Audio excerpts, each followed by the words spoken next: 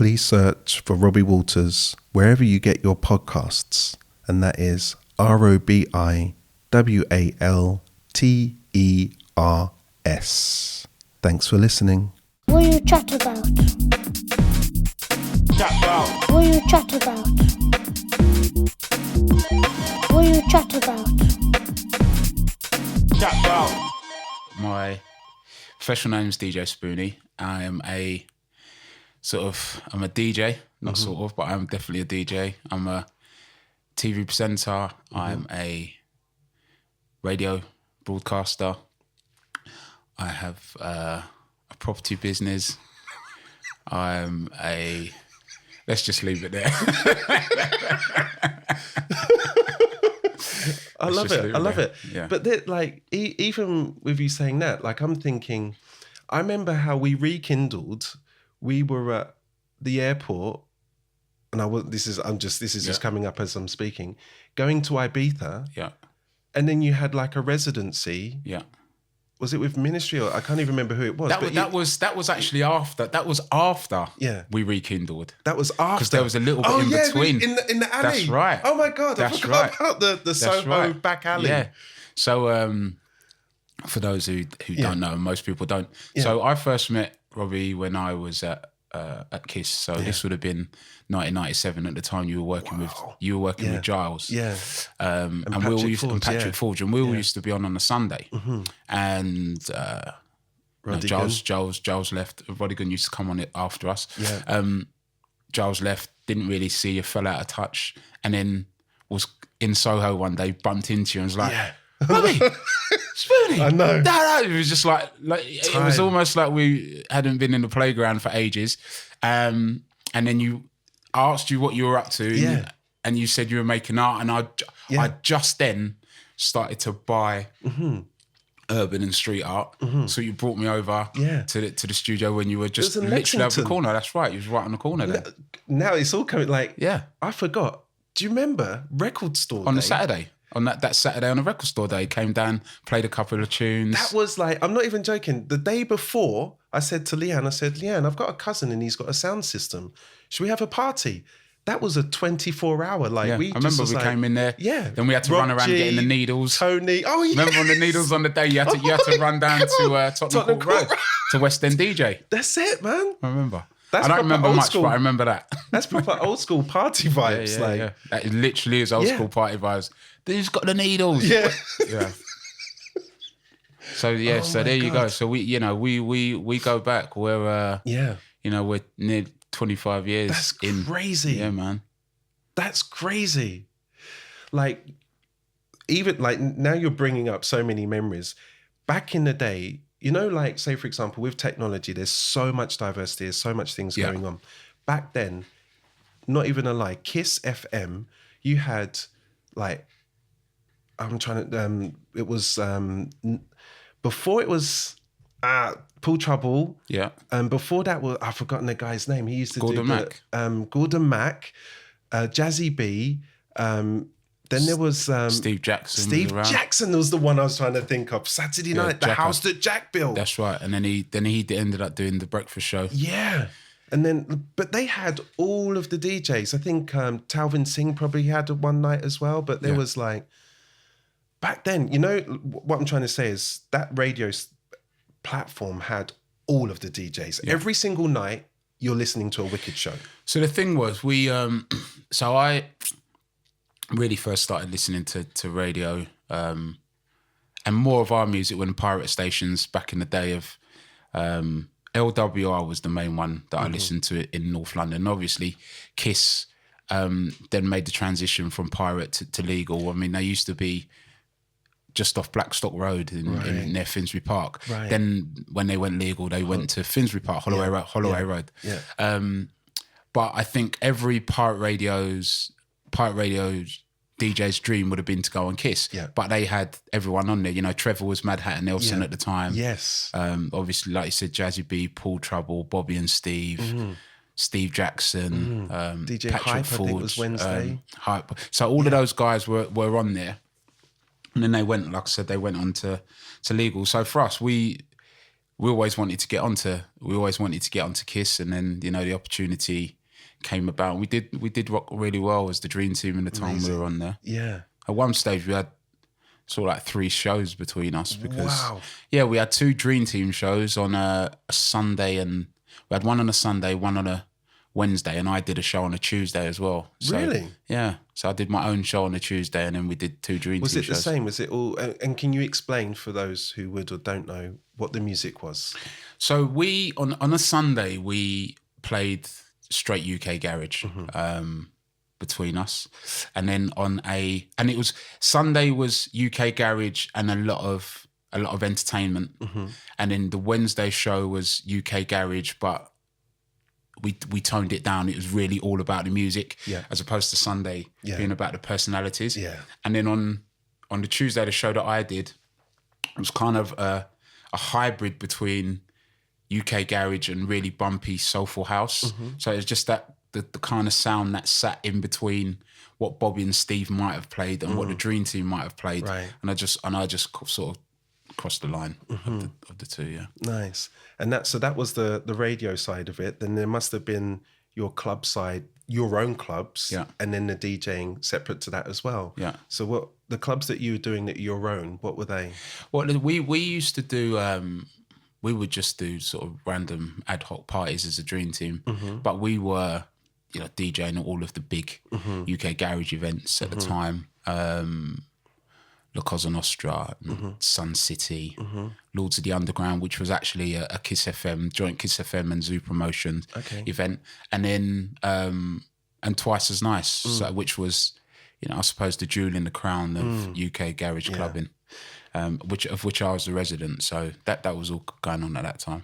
Do you remember that moment where because it's even in the title UK, do you remember that moment, it crossing over into a global, like going to other countries and playing that music? Do you remember that time? Or yeah, I mean, that would have been the music. I mean, as much because Ibiza was always known for dance music and had taken underground forms and played it there. So we did Ibiza, but Iron Napa and Cyprus, that was the real one where it was our flag in the ground, I suppose. Ibiza was there for people who are into more house music, and we had the UK garage and the R&B in Iron Napa, and that was, I think the first promoters to do there were Pure Silk, and we did 1997. I think we did an event, myself and Creed and DJS, who was one of the owners of Pure Silk. So yeah, that was really nice. But I mean, since then I played in New York and New Jersey and South Africa and well received. Mexico. Yeah, wicked. Yeah, wicked. I bet they love it. Yeah, they loved it. I love it. And did you ever bring in other sounds as well? Because there's other musics that have come from that. There's other musics that were a little bit before that. Did you mix it up, or was it just? Yeah, at that time, I think the demand was there just to play garage, and I might have played. It's funny because, UK garage, it got the title, but the actual sound, previous to that, music that was made by Masters at Work and Kerry Chandler and the Basement Boys, it wasn't technically UK garage because they're American producers, but that sound that we sort of borrowed from them and redeveloped and made it our own. But we definitely were inspired by that sort of sound, and that's what we were playing. It's amazing. And then the festivals and it just must have been an explosion for you guys. At the time it wasn't so much the festival culture really is, other than Reading and Leeds and Glastonbury, and we never really. I mean, we did do one Glastonbury. I did one Glastonbury as twice. In fact, I was booked to do Glastonbury, and that was on my 30th birthday. Okay, and drove all the way down there, and this is a true story. And the way that it's situated, the artists have to go in like one entrance, right? And there's a load of traffic getting down there, and we got there just in enough time to get parked, and go and do the set. Yeah. And when we got there and we went into the gate, the guy went, "No, you need to go to the other gate, but it's on a one-way system." No. And there's no way we would have got all the way back round the site and back in. So effectively, drove to Glastonbury, drove around the site and went back to London. Didn't even play. Oh, no. And that's a true story. Oh my God. So we were booked to play, but we didn't end up doing that. But at the time, I mean, Clubland was so healthy. I mean, I didn't, when I was resident at Twice as Nice, I didn't play anywhere else on a Sunday, but it wasn't strange to do 3 gigs on a Saturday and 3 gigs on a Friday. Did you keep as the team, or did you not all divide? the time? Yeah, not all the time. Divide and conquer. That was one of the reasons I think really helped us to make a stamp, because we could effectively be in 3 places at one time, and then and we saved when we were all in one place for the really big and really special events. Nice. Largely when we did our own events. So yeah, it was good times. You look back on it with fond memories? Absolutely fond memories. Yeah. Best days of my life. I mean, Wow. Came so close to Timmy and Mikey as well, and they're like my brothers, like big brothers, because I was the youngest one. So, which I mean, did you learn much from them musically? Because I know that they play a lot of music. I've heard them do stuff with you recently, and it's nothing to do with garage. Like you can tell there's a history, and they know their music. It's not just. Yeah, I think that's one of the things that kept us together, Robbie, and maybe something that was never really discussed, but it was always there, that, you know, whichever one or whichever two you were with, you knew that these guys live and die by their music. They know their music. They're really into it. It's not about being a famous DJ. Yeah. It's not even about being a professional DJ. It's about just loving music. And I think that really helped. It was just there. It was like the unseen bond, the glue that kept it all together. Amazing. But yeah, the guys know their onions. Every now and again we have a little flex off with each other, as you do, as boys do. But you always learn something. And you know it's funny, because before I actually knew them, and we were all on the same pirate radio station together, London Underground, but I had so much respect for, you know, how Timmy put his shows together. Yeah. And then how the music and Mikey's selection. So is this before garage? This was before the Dream Team. Right. They were playing garage. Okay. But it was how they were playing garage and the garage that we're playing. Right. Timmy, how we played it, Mikey, what he was playing. And I was like, these guys are about they're about their craft, you know? Yeah. And then we sort of met up at one of the station meetings and started chatting, and yeah, that was it. Wow. And it's amazing, like, what we're talking about is quite deep into the past. But there's something like, we're in an unusual year and there's a lot of stuff going on with like COVID and all of that stuff. I went to Wales for 3.5 months with 2 families, and we camped up there. And I can't remember what night or what day it was, but there was a kitchen session with you. And fortunately, I know exactly where it is in your living room. It's like a booth within the living room, your kind of DJing studio. But we used to, was it Sunday? I'm trying to think what your session was, but we'd tune in. We'd be having a dance session. On a Sunday. We'd have a so dance. I used to do...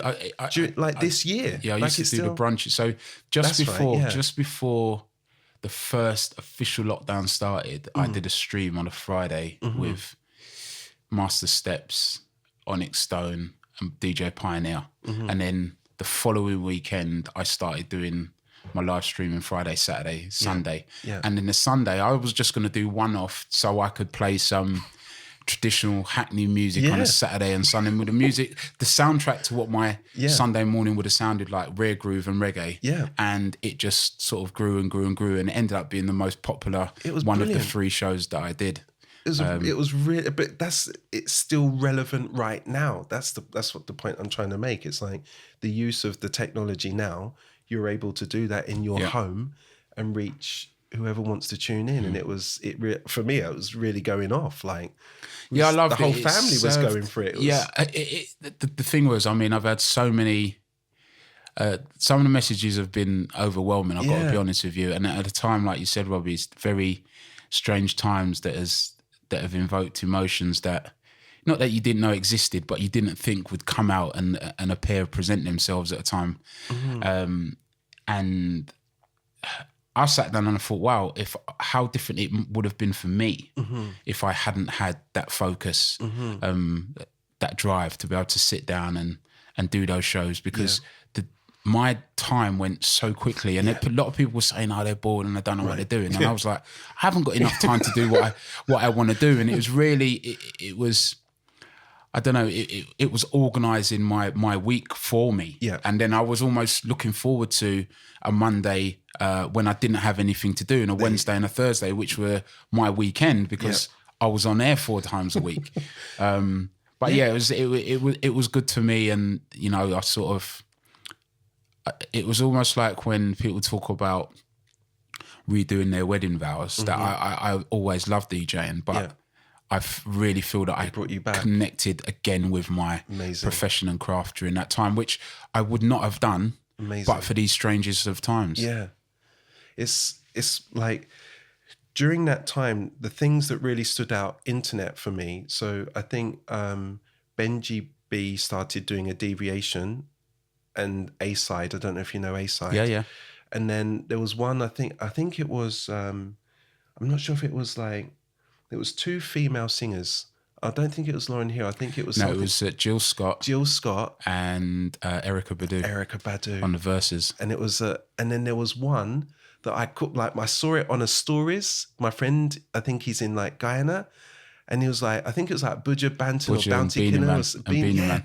And I was like, what's that? Clicked on it, and it was going crazy. It was mad. Like the clothes, the background, the chat, and it was like an Instagram live. And I was just like, you know, this time it really if you are creative and you're focused and not distracted, you can really do some special things. Yes.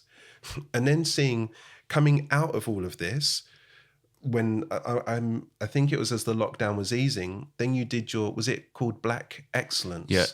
And I was like, you can't do a program like that unless you're focused, like to pull the level of the people that you pulled together, the reason why you pulled them together, and the production of how you presented it to the world.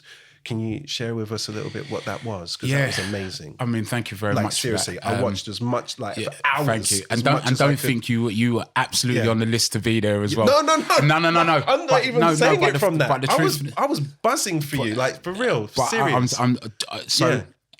I'll give you the background, and then I'll come into it. So, I obviously at the turn of the year, I knew I was turning 50 in June, and I'd always planned in my head.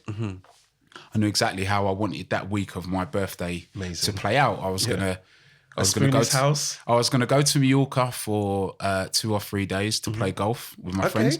Then I was gonna go to Ibiza for 2 nights, come back to London. I was going to have a Friday night dinner with close family and friends, and then I was going to have a big party on a Saturday night. Amazing. And then whatever happened on a Sunday, that's how it planned out. And wow, that's a big week. And then serious. And then COVID came along, and even in March, I was still hopeful that we would be out the other side of it, and I'd still be able to do exactly what. And April came, and I was still hopeful.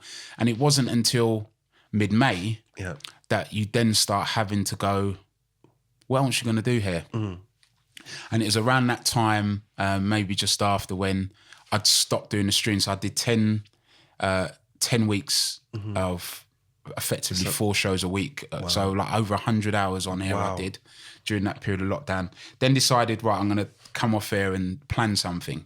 And then the idea just started going into my head to do a big stream, but rather than it be for my birthday, it will be an opportunity for me to say thank you to people that have contributed so much to my life, and particularly Black Excellence.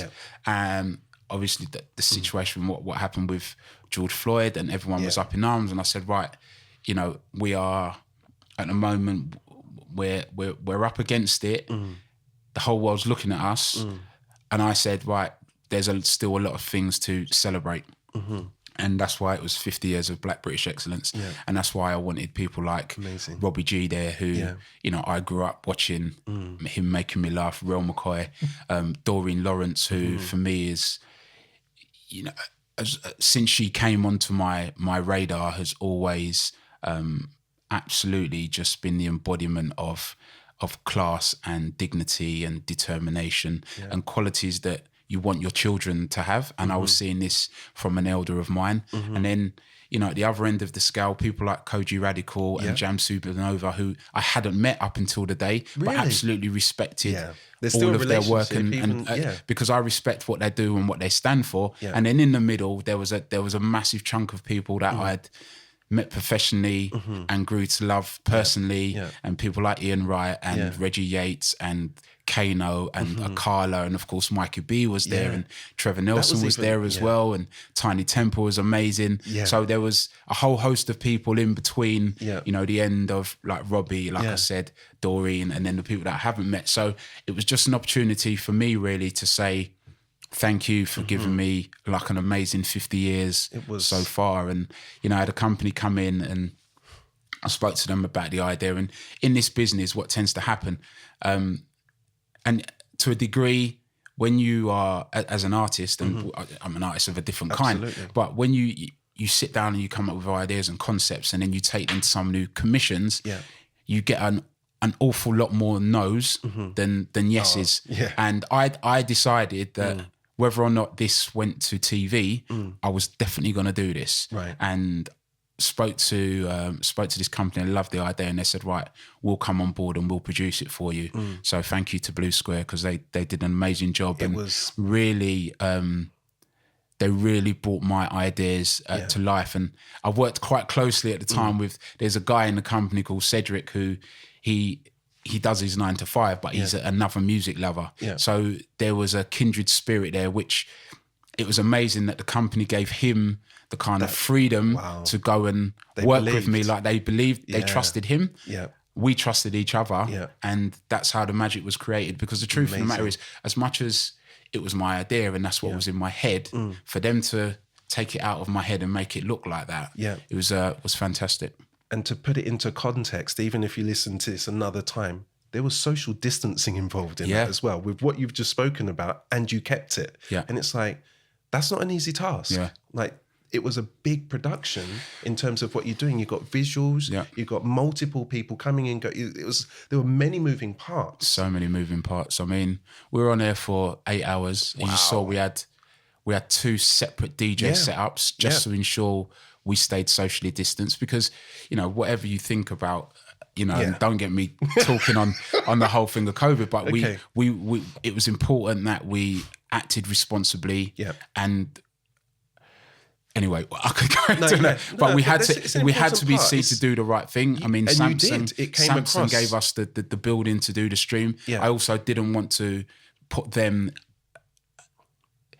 I didn't want to put them in a position where and compromise them in any way, shape, or form. And you didn't. It was, and there were all the moving parts that you're talking about. It was incredible. And then right at the end, it was a real fitting way to end it, because there was someone that when I came up with my list, the original list, and I'm going to tell you that everybody by one appeared at the venue that I wanted. Amazing. And the person that couldn't sent me a video to do it. So I had 100% strike rate. Amazing. But on the day, I was walking, I'd left my car, was walking to the venue, and I got a phone call and saying, Spoons, I won't tell you who it is just yet, Spoons. Really deep Cockney voice. That wasn't deep or Cockney, was it? Anyway, really deep and Cockney voice. Spoons, what's happening? I'm like, what's happening? Yeah, what's this thing you're doing later?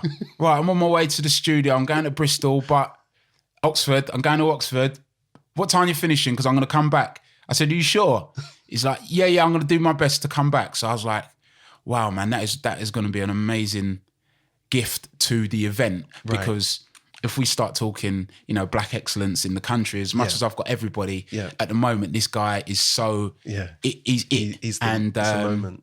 So you know, I'm on, and I totally lost track of time. And then Ben, who was running the event on the day, came up and he said, "Look, we're meant to finish at 9, but we've just had a phone call, and we can go until 9:30 just to extend it because he's coming." So I was like, "Oh, wicked." So is he definitely coming? He said, "Yeah, it's 10 minutes away." So Idris turned up. Oh, amazing. And we got him on the decks and we played back to back. And it was just, you know, he's a Hollywood superstar, he's an A-lister. It was just, it rubber stamped. And I don't say that in the sense of everybody that was there absolutely were a very important piece to the jigsaw. Yeah. Everybody, bar none. Yeah. But just to add that little bit of stardust at the end was cool. And even in context with like Idris is in his own right, he plays music. Yeah, he does. That's a love of his. It's not even like... So this is a story that a lot of people don't know, that he went to America. When I met Idris, he was a DJ. He was before playing acting? Before acting. No, I didn't know that. Yeah. That's what he did. He was into his music. Him and his friend Boogie, they had their sound system. Just like all of us. We all grew up just wanting to be in a sound system. Yeah. And he went to America. Yeah. And he was working on doors and doing DJ gigs. Wow. That's how he sort of funded.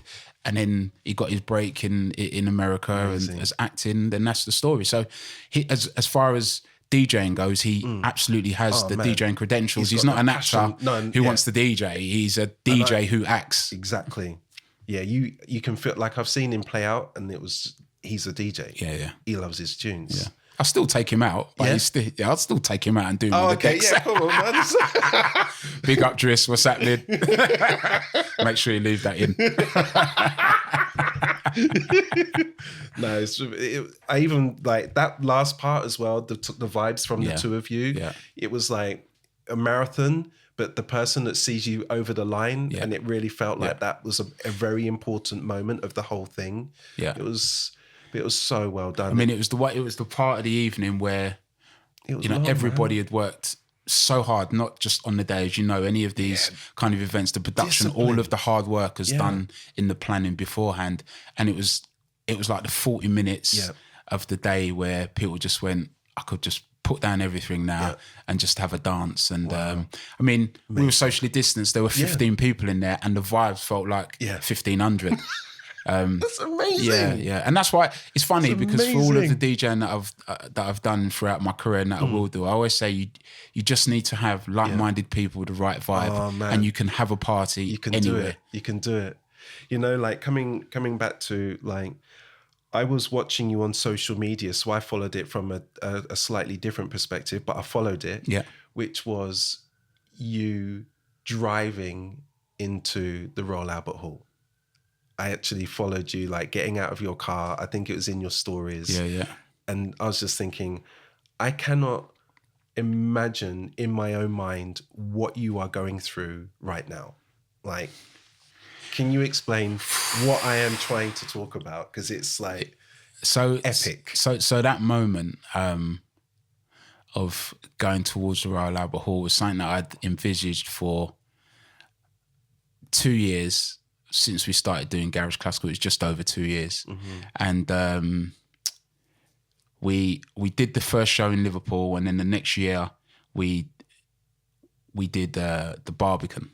And when I saw and heard it on the Barbican stage, I was like, right, this needs to be done at the Royal Albert Hall. Wow. But I knew that we weren't ready to go from that to that, even though the Barbican sold out in 48 hours. So for something that wasn't tried and tested at that time. And then there I was, heading to the Royal Albert Hall. Wow. I'm getting goosebumps as I'm thinking about it now, because I'm like, I don't even, because there was a really, really profound emotional moment on that journey. Really? Yeah, because I started, everyone who knows, and you listen to any interview of mine, that record by Roy Davis Jr., Gabrielle. Yeah, I was thinking of that earlier talking to you. So it's not only is it one of my favourite garage records, it's one of my favourite pieces of music. Would you class that as a garage record? So that's when I was saying, do you just play garage? That's when it came up. I don't know if it's a house or it's a one garage. of those we've adopted it, and it was a record that was bigger on the garage scene than it was on the house scene. On the house scene. Yeah. UK Garage made that record famous. Other than its own brilliance, we were the ones that started playing that record. But Lifford done our version of it on the Garage Classical album and done such an amazing job of it. And the record came on and we hit sort of Marble Arch at the start. And so you're in the car. So we're in the car, and it's the longest composition on the album. Right. Really indulgent. Yeah. But that's exactly how I wanted it, because I think that record deserves all of the grandeur. Absolutely. It deserves that. It's so lush. Yeah. It's so rich. So it started playing, got to Marble Arch, and we're kind of coming through Hyde Park. Wow. And we now just got to the point where we're coming out of the park. Wow. And it hits the part of the song where Lifford is almost, he's ad-libbing, but he's not. He's almost freestyling, but I know the words because I know the song so well. And as we come out of the park, I could see the Royal Albert Hall, and I just started crying. Really? Like, I couldn't. Whoa. I felt it, and I just couldn't stop it. And I was like, I'm not even going to stop it, because once I get out of the car, I'm going to be on full mode. Yeah. And it was such a beautiful feeling. It was like some of the most beautiful tears that I've ever cried. It was very special. But that's the power of music. Wow. And the power of the magnitude of, I suppose, of knowing how far that we'd come with the journey of Garage Classical, and not just the Garage Classical project, how far UK Garage had come. Absolutely. Because if you think over 20 years before, we couldn't get a club in the West End on a Saturday night. It was 250 people in a pub on a Sunday afternoon. Wow. That's what UK Garage was. And we'd gone from that. We'd done clubs, we'd done local radio, we'd done national radio, we'd done national TV, we've done international DJs. And now we are going to be with a 36-piece orchestra performing on stage on one of the world's most famous music venues. So that's a journey, you know. Amazing. Congratulations. Thank you. There's something within that story which I just touched upon, maybe just ever so slightly, which is distractions. Like, if you've got a vision, like what I was explaining, the project that I'm doing upstairs, it's like, when you have a vision, like, even if the audience isn't ready, like, just eliminate all your distractions and single-minded, like, focus, laser beam.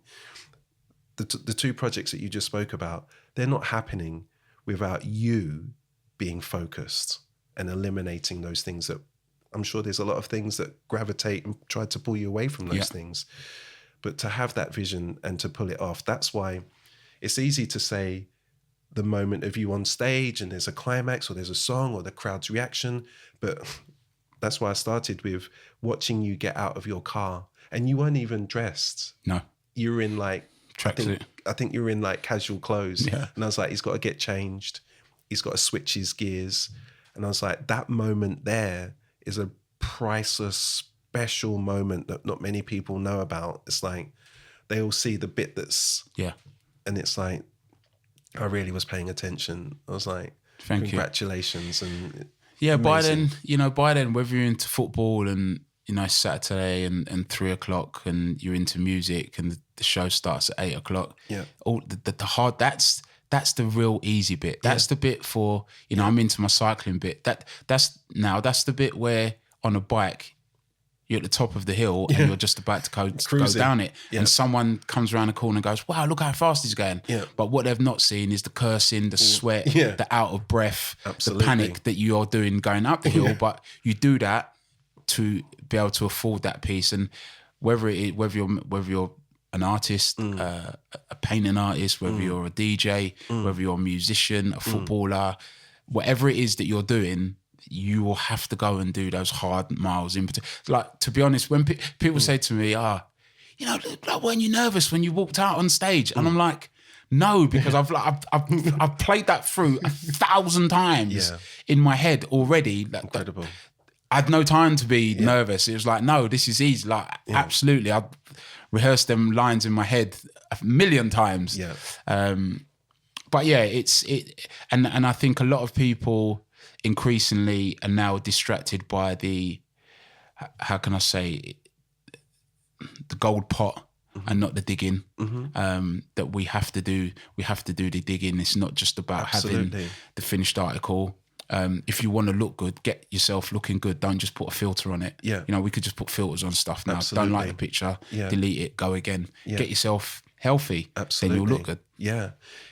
So within part of this journey that you're talking about, how, and I'm sure you've been there, I'm sure most people that are successful have been in this place before, which is, how do you pick yourself up when it isn't good, when you're not motivated, when you don't want to get out of bed? What is it for you personally? What do you do? Where do you go? Robbie, I've been really fortunate that I've not hit that brick wall in those depths. Amazing. I think That's that good. part of it, and I'm not sure why, and that doesn't mean that it won't happen tomorrow or next week. Yeah. And don't think for a second that I don't think it can't just happen next week, because I've seen, better people than me all of a sudden just be like, what's happened to them? And you're having to go and knock on their door very hard to make sure everything's okay. Yeah. I've always been really mindful of giving myself time out and rest. And I've acknowledged that the rest is as important as the hard work. And I don't mean rest as in stop, because when you're creative, your mind is kind of always going. Yeah. But I think you have to be mindful that we can't just keep going on and on the treadmill. And I think that's going to be one of the factors in people. I think that I've loved my journey to date. I think my journey's delivered me way more than I would have expected it to have. So I am just still very grateful for everything, for every day that it gives me beyond today. Amazing.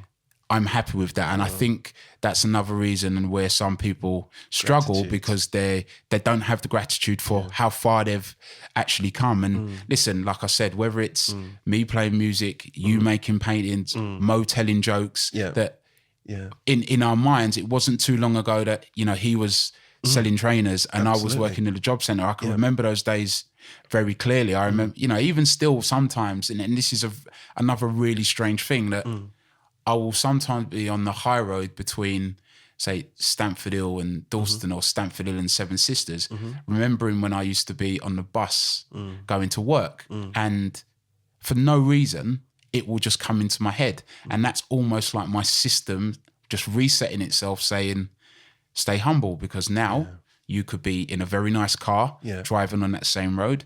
I could be doing exercise on my bike on that very same road. But it's a luxury now that I can go for a ride at 3 PM. I see those things as gifts, because I know the average person will have to be at work or have to be doing something. So I'm very, very fortunate the way that I'm able to live my life. And I think just that gratitude is what keeps me from not hitting those brick walls, because I already feel that I'm at least one step ahead of where I should be. Absolutely. I don't know, and please stop me if I'm not allowed to say this, but like when I used to come to your place and we used to sit at the bar in the kitchen, we used to talk, and there was a couple of things that really stood out for me, which was how healthy you are, and that you didn't drink alcohol, and you regularly exercised. Now, and I know that, you have a family member here right now, and a lot of people that I'm with, they're chasing these things, that the thing that they're chasing it through is not their friend. I'm not saying not to drink. I'm not saying don't go out and have fun. I'm not suggesting that even remotely. But the things that really are important, like your health, your well-being, and your family, and the things that you love, and having gratitude for those things, you can tell within a short space of time of being with you, the things that are important to you are the things that have probably held you from not going down. Like, I hope so. I mean that really seriously. Thank you. There's periods where I'll drink or I'll do things, but I know that I have to come out of that. And the things that really pulls me into, snapping me into what's important, is straight up look at my kids, like straight away. I'm like, I'm back. Whatever's wrong, like see them and I'm good. And then having my family, and then having a work that I love, and seeing you, like, and we've only spoken about music. I know how much you like golf, and I know how much you like football. And I mean, we haven't even spoken about those things, but I know those things will also contribute towards you as a human being and how amazing you are. Like, can you share a little bit of, like, how do you go from loving football to being able to meet and present and talk about the thing that you love so much and get paid for it, for the record? Like, you get paid for it. I mean, again, that's where the universe just deals you a good hand, and it's not always dealt me a good hand, but that's how it goes sometimes. And it's not the hand that you get; it's how you play the hand that you get that I think is really important. Mm-hmm. I always loved my football. Even though I've always loved my music, I had a closer relationship with football. Really? From a younger age than I did music. You used to play? Yeah, I used to play a lot of football. School, school, district, professional trials. So I was a proper football nut. Okay. Stats and statistics, names and numbers and the whole lot. What team and what age did you start? Well, Liverpool's my team. I started supporting them when I was 7 years old. Wow. So, from your family, or you just decided yourself? I just decided myself. You know, I didn't grow up with my dad. I was the oldest brother. And I don't know why Liverpool. I grew up in, Hackney. It's a long way to go see them play. I mean, Arsenal were nearer to me, but they were boring at the time. And I just loved my football, and then got onto radio and was talking about football, because outside of music, it was my other main interest. I was playing 2-3 times a week at that stage even. Wow. And ironically, I only stopped playing football the first time round because the DJing. So I was, all over the country. I couldn't turn up for football training. Then the manager wasn't going to pick me if I didn't turn up for training. And that's, again, double irony why I started playing golf. Right. So the DJing took off. I had to park the football up, and I started playing golf because What got you into golf? I was still needed. I needed to do something that was competitive. I like taking myself out of my comfort zone. And I went on holiday to the Bahamas, went on this sort of crazy golf. It was brilliant. Came back and spoke to a friend about it, Justin, he went, I used to play county when I was 14. I was like, what? He said, I'll take you to the driving range. And the first driving range we went to it's gone now, but it's on the site of at King's Cross where Bagley's was. It's not there anymore. Yeah. Right, so it's not there anymore. And went there, he took me to the range, hit a few balls, loved it, and then that was me. I was off and running. So again, I'm so lucky that I now work in football. I present on TV for football. I've presented on TV for golf. Wow. I do my music. So I'm very fortunate that I am able to turn my kind of hobbies into my career. How, for someone that young or old, but they want to do something that is something that they're interested in, maybe they're not doing that thing, how do you go from it being in your head or being an idea or being a hobby to realizing it? What inspiration, or how would you? I mean, it's so hard, right? Because I guess I collected my records and I watched all the football that I could watch, not because I thought I was ever going to be a professional DJ or I was ever going to broadcast football. I did it because I loved it, and loving it made me happy. And working in the job centre, I was still the happy 18, 19-year-old that you see now I didn't think I'd have been a professional DJ. And it wasn't really until 6 years into that job where I then started playing out a little bit and started to get a little, when I say a little, like maybe a 4 out of 100 name for myself, which was better than 1 out of 100. Yeah. But 4 out of 100, and I felt that there was a little ripple, and thought, right, let me try and give myself an opportunity to make this happen. So it's really hard to say to someone, this is what you have to do. But I'm going to turn around and come at it from the perspective of making yourself happy, being happy, not relying on anyone else to make you happy. Yeah. And I was content because I had my music, I had my football, I had my work, I was able to eat, I had a roof over my head, and I wasn't, I'm not going to say settling for second best, but I wasn't unhappy with what cards I'd been dealt. And like I said earlier, I'd been making the most of the hand that I had been dealt. Yes. And then a bit of hard work and a bit of luck, and got a gig and played at that gig and got another gig and played at that. Before you know it, you're on Pirate Radio, you're getting booked to do events.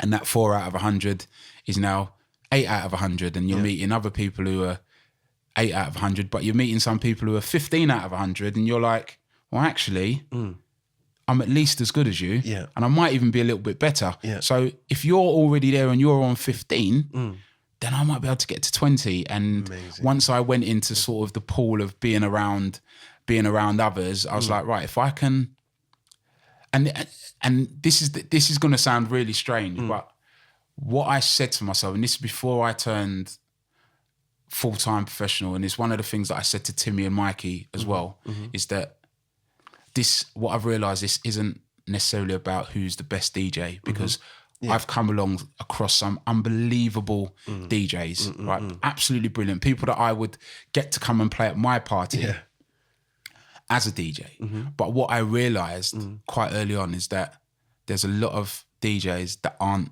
professional enough. They don't see their craft as a profession. They're not treating it as a career. And I said to Timmy and Mikey that if we close the parameters down in the sense of we're not just getting up whatever time in the afternoon because we can, and we're never going to not turn up for gigs because we think that we're getting too big for it. We're going to be professional. When we get phone calls, we're going to reply to them. When we've got to do our charts, send back the record reports, we're going to do all of that stuff. And then people can trust you and people will believe in you. And then that goes on and that goes on and that goes on. So for me, it wasn't, for the Dream Team collectively, me individually, it wasn't really me saying I'm better than anyone else. It was me going, no one's going to be more professional than me and us. And then, and that was us. I think that stood us in amazing stead. So again, in a very long-winded way of answering your question, it's not, I'm learning. Be passionate about what you're doing and do it because you're into it. Don't be doing it because you think it's going to give you riches, because I think that's where you might fall down. Do you know what I mean? And just don't be out professional by anyone.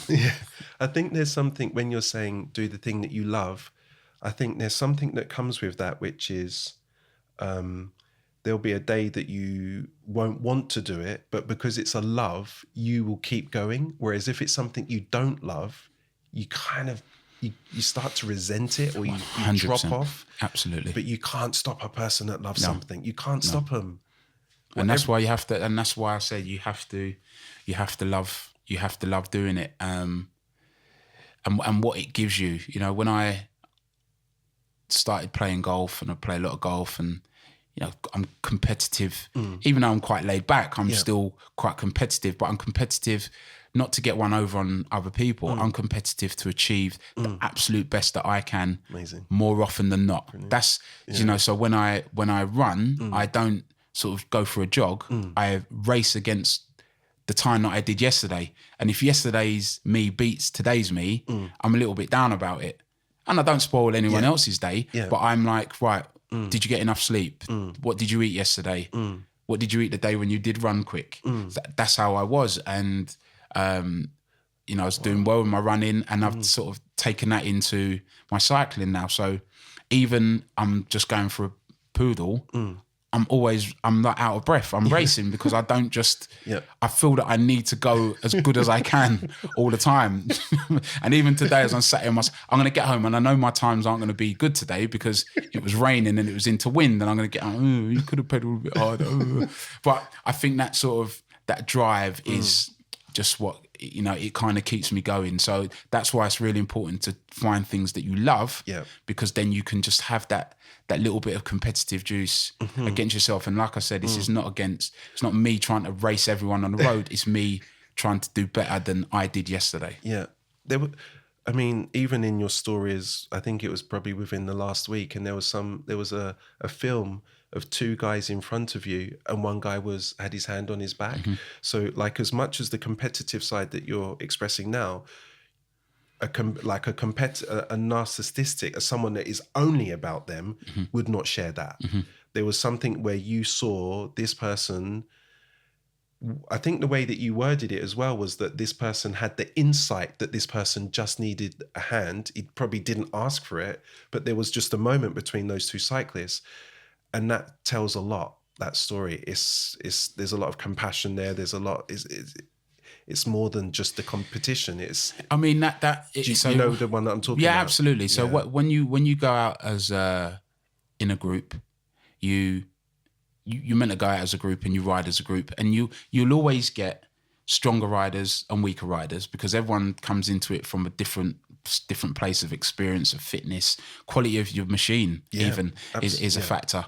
And the strongest rider in the group kind of, he came back because he was wondering where's Johnny, and he came back, but I was riding with the weaker rider, and he, being a stronger rider than me, was able to ride alongside him and push him along. Right. Now, I was trying to give moral support by staying back with him, but that physical push, and I was just, I don't know, something quite special happened, just being able to witness that. Even more so, in a way, I think I learned more from witnessing it than even doing it myself. That this is what happens when you've got sort of strength and knowledge. It's to share, and you correctly said he didn't ask him to help. Right. He couldn't because he was too far ahead. So he couldn't he couldn't physically communicate that I'm struggling here. I knew he was struggling. All I could do was stay with him. But when he came back, he was like, I can actually help you, push you along. And it was a beautiful thing. And you know, a lot of people saw that post and, you know, varying messages that this is what the world needs a bit of right now. That's exactly what I was thinking, when you said it, which is like, with what we're going through, like, it brings out for me, this COVID, I think without going into that part, but I think it brings out best and worst. And it's like, the thing that's really important to me is that we're human beings and we're here to actually, whether we agree or not, actually help each other. We're meant to get through difficult times, and the ways that we do that is to help and support and love and help each other. And it's like that, just watching that video was a real wake-up call to where we are and what we should actually be doing where we are now. Like, there are so many things that we could be. It was powerful. It was I mean, that in many ways it wasn't my time-wise most rewarding cycle that I've ever done, but it was by far and away spiritually the most rewarding ride I've ever done. And in a way, like I said, I will have better times and better days. That's fine, but I don't know if something as profound as that will happen to me on a bike for a little while, because now, you know, the first time things happen, they hit you hard. I've seen it now, and I was like, wow, that was very deep. And even people that weren't there and people who saw the video and people who aren't into cycling, Robbie, were like, wow, see, you know. And I was like, geez, I didn't realize it was a thing, and a beautiful thing. I mean, it's actually been one of the most popular posts that I've ever put on Instagram. Are you serious? Yeah. That's amazing. It reminds me of like when humans swim in the sea and a dolphin kind of comes along, and it's like, it's quite encouraging when it swims along a human. There's a lot of communication it's non-verbal, but it's like there's a supportive communication going on between the two. And when you're, you know, listen, they're both my friends, and I know they are both, you know, special characters. They both display a lot of determination and grit. And for him, you know, the weaker one on the bike, like, he dug in, like, he did not give up at all. And actually, it was another lesson in how when you try your hardest,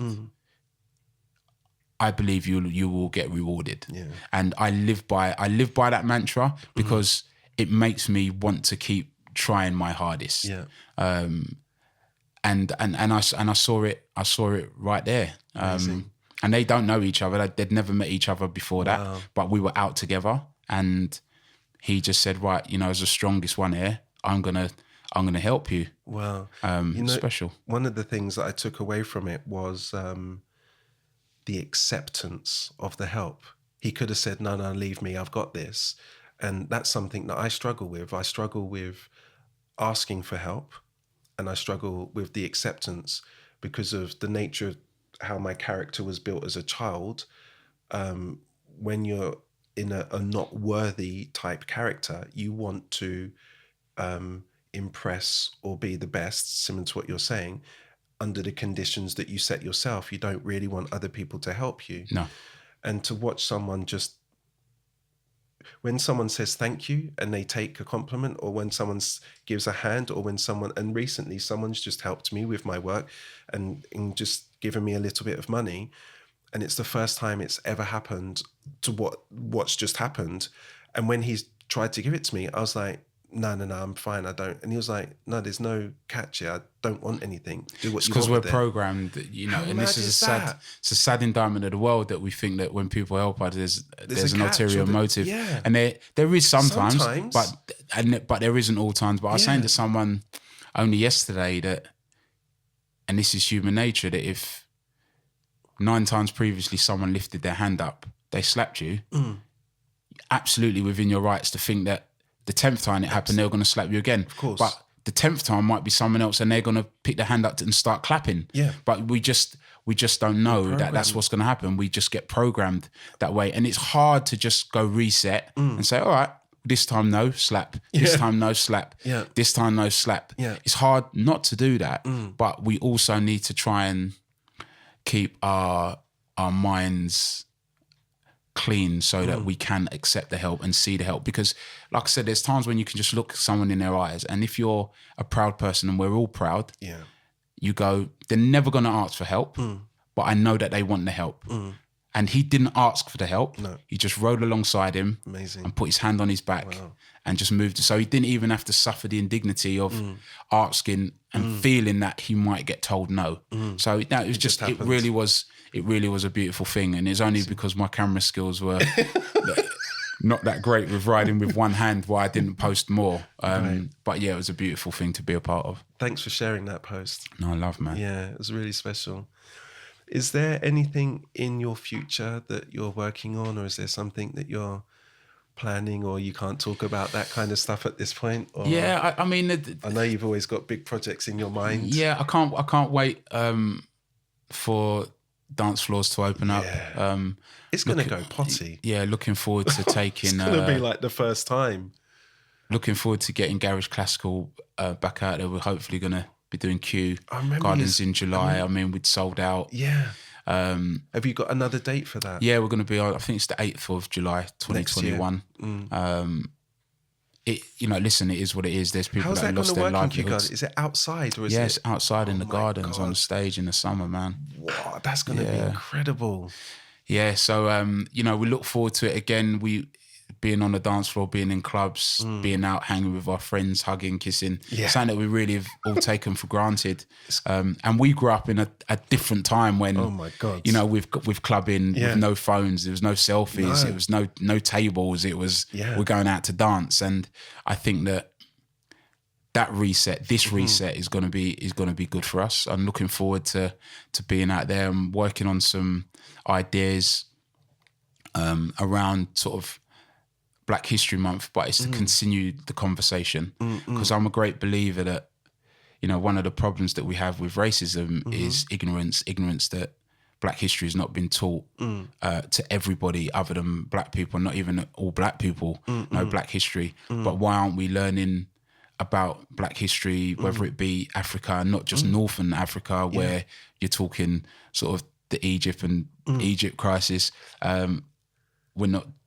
We're also talking about Nigeria, and we're talking about Ghana, and we're talking about the Caribbean, because I learned Russian history and Mexican history and Australian history at school. Why did I never ever learn religious history? Why did I never learn about Afro-Caribbean history? And I think, once we start talking about, we learned about Guy Fawkes, and we learned about Henry VIII and all of his wives, and whatever you believe about it, we knew that he was a king and he was a very powerful person. Why did we never ever learn about the powerful kings and queens of Africa? Pharaohs, do you know what I mean? And the pharaohs. And the interesting thing with the pharaohs is that even though they're on the continent of Africa, the story was not told as Africans. No, and it's almost as though the best parts of us have been sort of taken and repackaged because they are African. They were Africans. You know, that the pyramids were built by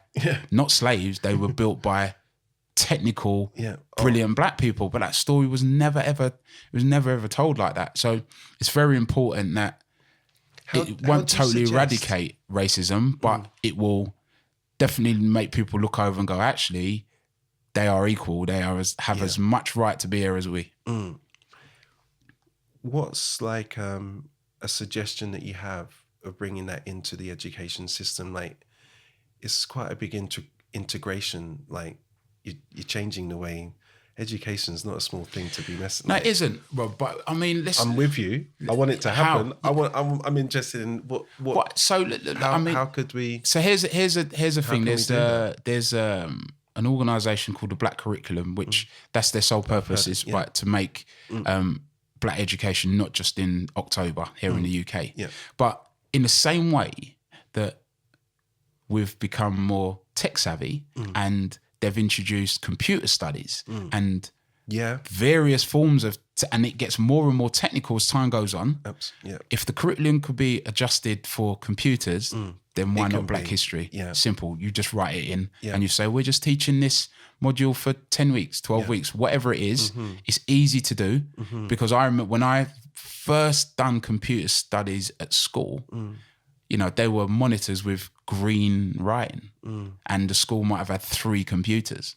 And now some schools, every classroom, 11 more kids are going to school with their laptops. So if you don't move with the times, you know, there's been a reason, you know, and a vested interest as to why they've used school. Well, why have they not got a vested interest as to the importance of teaching Black history? It's of paramount importance. And if we want to start addressing the balance and having more equality, I think this, like I said, I don't think it's going to eradicate the whole problem, but it's absolutely going to help. So I'm doing some stuff that can continue the conversation.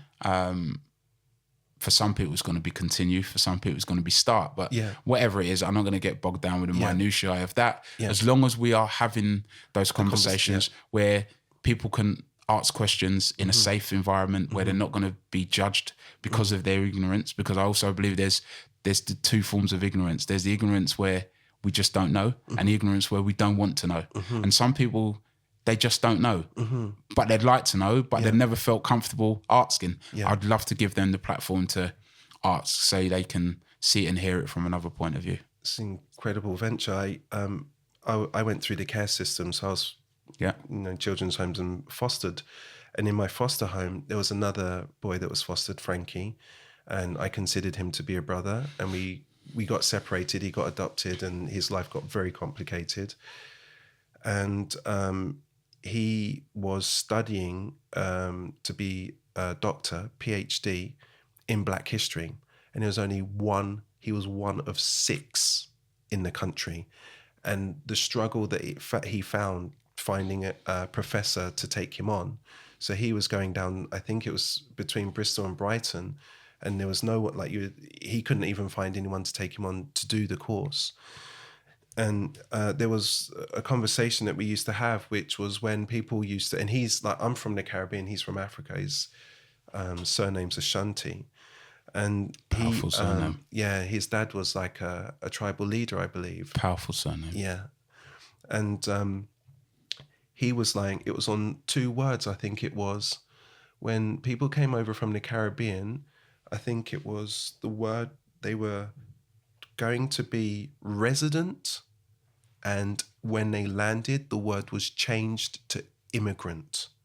Those 2 words changed the course of how they were treated within the country. Just changing 1 word of who your identity, you're an immigrant, when you were told you were a resident. And it was just like, and then he's written a whole, like I've got it, I haven't written it. Let me tell you the power, people talk about the overt oppression that we've suffered. And I don't want to sound like the victim here, because there've been many people around the world that have suffered oppression at varying degrees. But oppression through language and words is something that we feel and have suffered every single day. And because it's not a punch in the face, people don't realise how bad it is. Yeah. And, you know, even growing up, and it still happens now. I used to remember that if someone did something wrong, they got into trouble and they were black, it would say in the description, we are looking for a black man in his 30s. But if it was a white person, they wouldn't say we're looking for a white person in his 30s. So you immediately associate crime with a black person. Yeah. You immediately associate that crime with a black person, Yeah. which I'm saying, listen, if we're going to be describing people, then let's describe all people. But it's sublime. Yeah. Whether it's by design or not, Yeah. and I don't have to argue whether it is by design or not, because the facts there. are there, Yeah. that, well, why did you say black assailant there and not white assailant there? Yeah. What was it? And if you weren't aware that's what you did, then you need to be more aware. And I think editors of whether it be written press or TV, they need to be more aware. And this is something that's been brought to light more and more, that it's another subtle form of oppression. Like I said, you're not in shackles, but we're still going to control you and how you feel and your esteem through the words that we use to describe you. Yeah. And this is something else that also needs to be addressed. It's when the whole thing happened in America with George, that for 2 days the media wasn't touching it. Like, there was nothing really in mainstream press, and all I was seeing were messages coming to me, and all I was seeing were black people being beaten. And I'm like, I think I'm being traumatized here. Like, that's all I'm seeing. And it's like, to just have one group of people and a bombardment of how they're being treated, it just brought up like the subtleties of how I have been treated, but I've never shared it. But it's like, it could just be a sly comment, even from a friend, but they don't even know that that's... Might not even have been sly. It just might be the way their language is where programmed. They've been brought up, and it's just like, and I think it's similar to what I was saying earlier about not asking for help. That's an unsaid.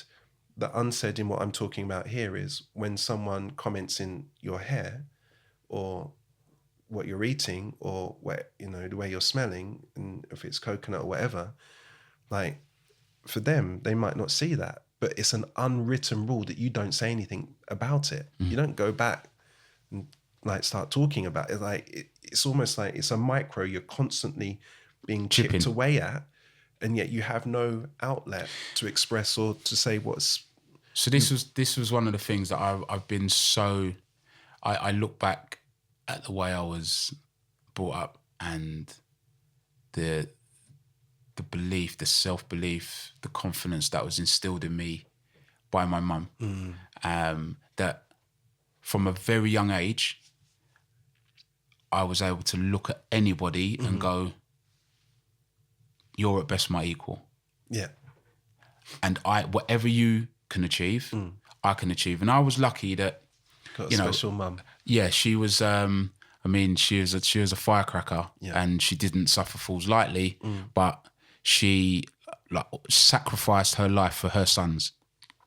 But when I look at it from the perspective of, and I was lucky in the sense of I was quite bright at school, and I was good at football, and I could run fast, and I could talk for England. So I was, I could tick all of those boxes that I genuinely stood up next to anyone and go, I'm on a level. So the little sort of subtleties and microaggressions, I would immediately pull people up on stuff like that from quite a young age. Wow, that takes confidence. Yeah, but that's what I said. My mum gave me that. So I think I was, quite emotionally intelligent before that was sort of a thing as a young age, because again, my mum was teaching me like the power of the detail and just to drill down on the detail, and whether that be shopping. So she gave us a shopping list and she said, I want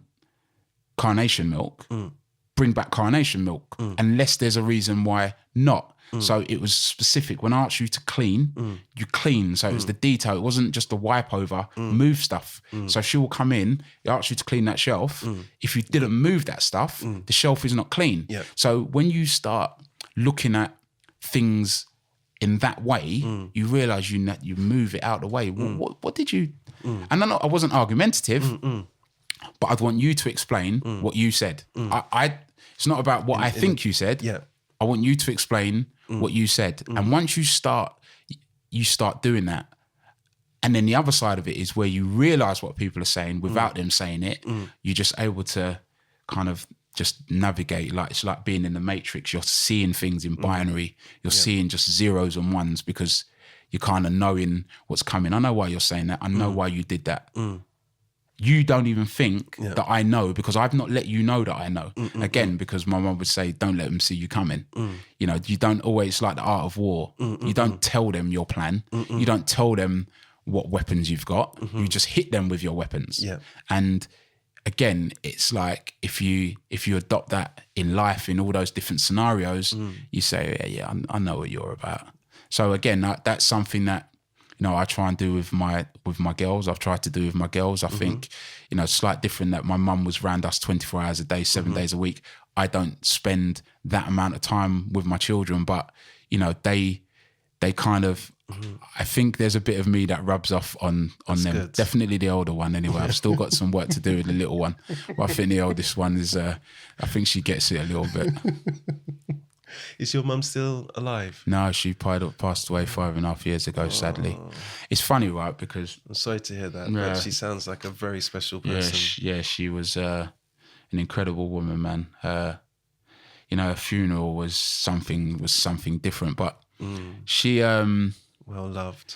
Yeah, she was very well loved. I mean, when I was little and, you know, from a young age, like I said, cleaning and ironing and, you know, occasionally she'd say, look, I know you think I'm being hard on you, but I'm just getting you ready because I'm not always going to be here. There's going to be a time when I'm not going to be here and I want to be able to know I'm going to rest in peace knowing that.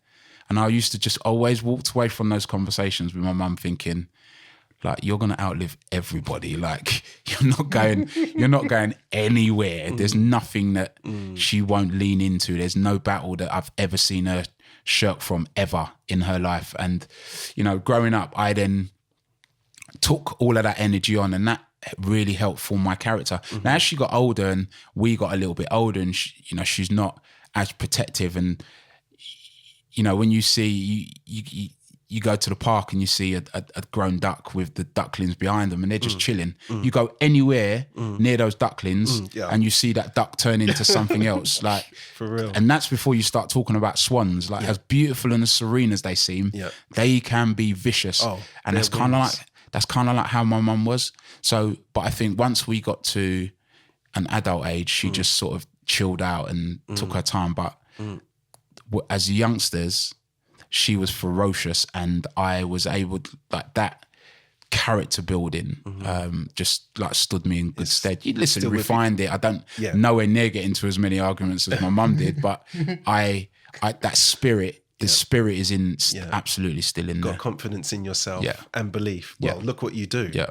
The belief in what, Your dad, was he part of your life? Not really. No. Not in a significant way. I knew who he was and I saw him from time to time, but he wasn't sort of in my life to say that there was any kind of, you know, influence. My mum was my mum and my dad. Like on your mum, like, wow, because you're rounded. It's not like she focused on one side of your character. No. It's like, what an incredible job she's done. Yeah, I mean, but my mum was really young when she had me, so she had, you know, she was 16 when she had me. My mum was 16. Yeah. So there was, you know, she still had that energy that you would have when you were 16, not your archetypal mum at that age. And, you know, listen, you know, she obviously might have made some mistakes and with hindsight, we're all going to say we did. But, you know, I think all in all, she gave it everything she absolutely had. You know, she's not here now, but she should be very proud of the job she did. And in context, coming back to what we were saying about with the way Black people have been treated, like being young at that time, having a child, that's not even the same as now. No. Like the way that she would have probably have been treated, even without you knowing, because you were a baby and stuff. Yeah.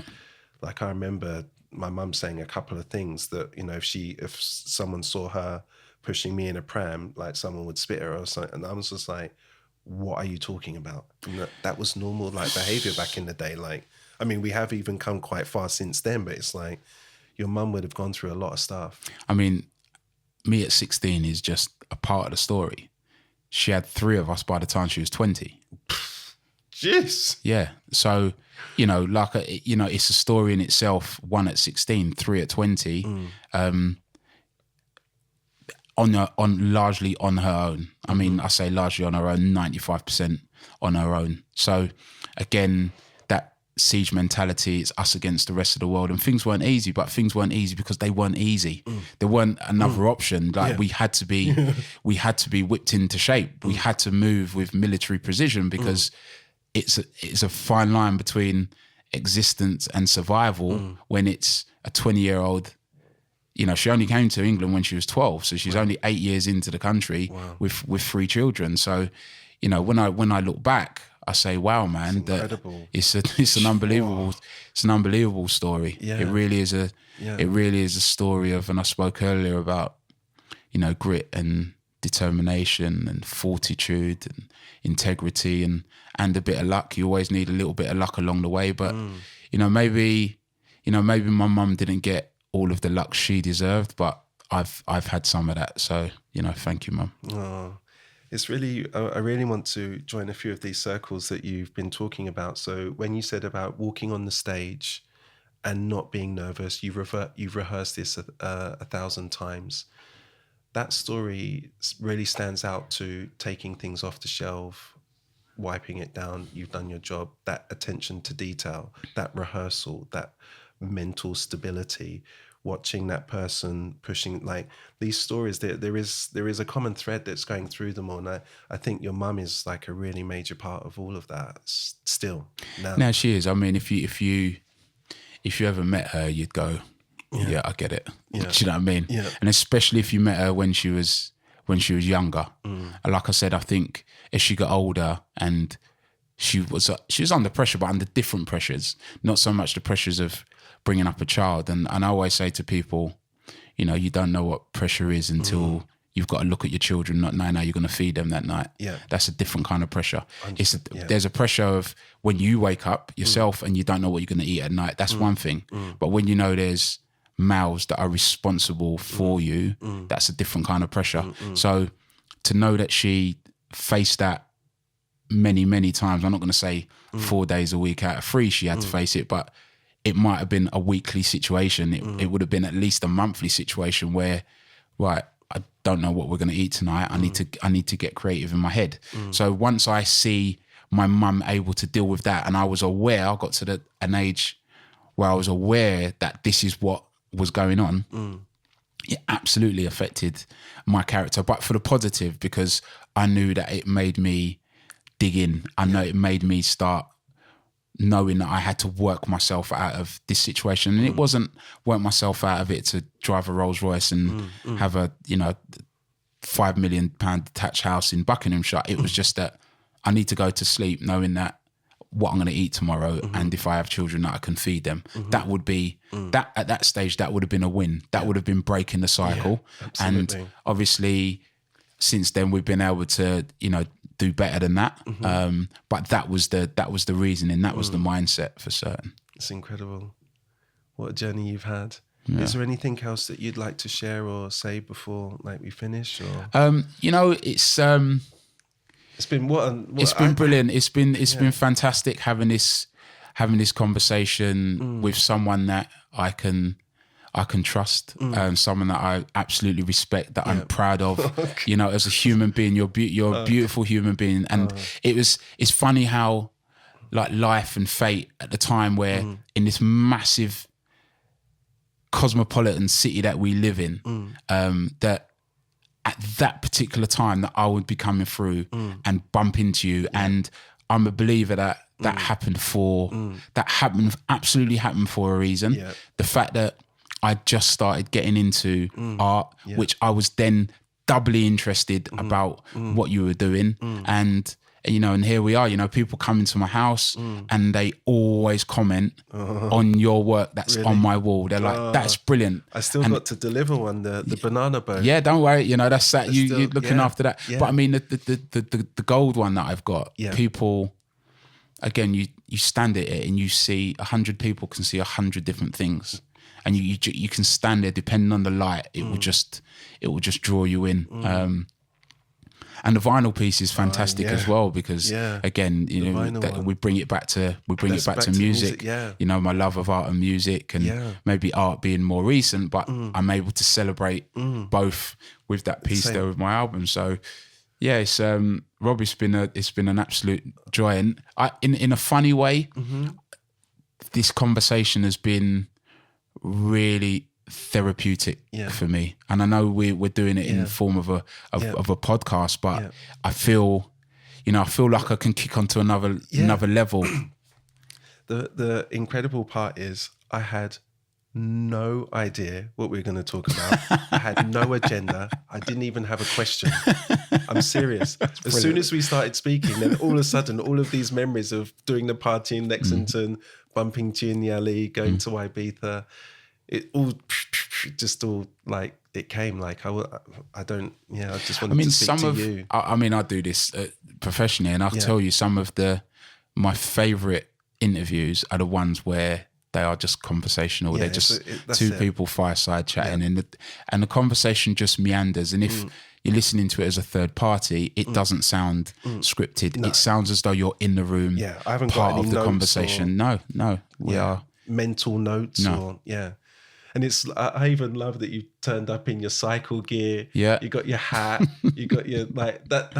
It's almost a Jean-Paul Gaultier like fashion piece. It's like it's that far into cycling. It's like, well, I mean, that is maybe one of my my little things. Let's call it that. Whatever it is I'm doing, I'm going to try and look as good as I can doing it. Do you know what I mean? You look the part for real, man. You're looking good. Thank you. But keep up the great work, and very proud of you. I love when I hear people talking about art and your name comes into the conversation. I'm like, I know him. Yeah, I know him. Do you? Yeah, I know him. So it's brilliant. But good luck with everything. And I'm saving to buy another piece. I've come into the gallery today. I'm like, I like that. Well, I have something special for you after this. So really, yeah. No. Yeah, I do. Yeah. Seriously? Yeah, I do, yeah. Ah! See, now I'm embarrassed. Yeah, no, it's good. Oh, Rob, wicked. I want to say thank you for coming in. Pleasure, bro. Thank you for making the time. Thank you for sharing your stories. Thank you for being so honest and open about some of the stories that you shared with us. I am just like I said, the moment of you getting out of that car, walking into the Royal Albert Hall, just that moment to me is something that I cherish, and it's an inspiration to me to keep going and believing in what I'm doing, and not let the distractions or the naysayers pull us to one side, and just keep that focus. And you really inspire me to do bigger and better things. Thank you. Thank you. Love you, Rob. Yeah, love you too, man. Big up. What you chat about? Chat about. What you chat about? What you chat about? Thank you for listening. This podcast was produced by Viral Tribe. For more information about our work, please visit tribe.fm with 2 eyes. Sign up and join the podcast revolution!